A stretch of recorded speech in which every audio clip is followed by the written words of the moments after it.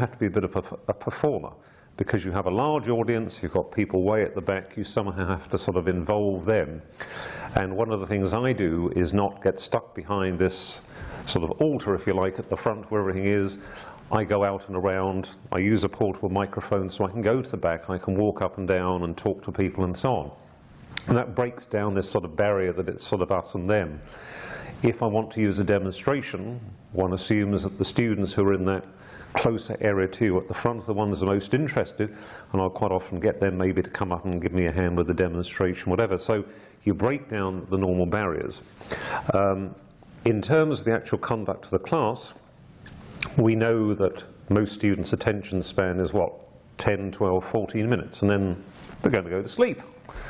So one of the things I picked up on a long time ago when I read some articles about this whole idea of, you know, how to get the best from students in terms of attention span is, by and large, if I'm in lecture mode, then I try not to talk for about 12, 13, 14 minutes and then finish.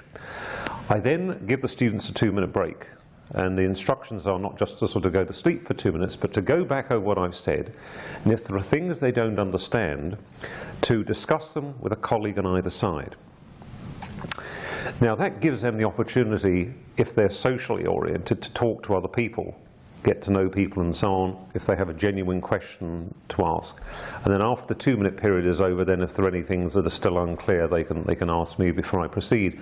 Doing it that way, I find that by splitting the class into 3 mini lectures, it's amazing how much you can do, because when they, after the 2 minutes, they've got their attention span back, they're fresh again, even at the end of the day, and by squeezing everything into, I suppose, 40 minutes rather than a lot of my colleagues who do 50 minutes, I actually can do much more in that time.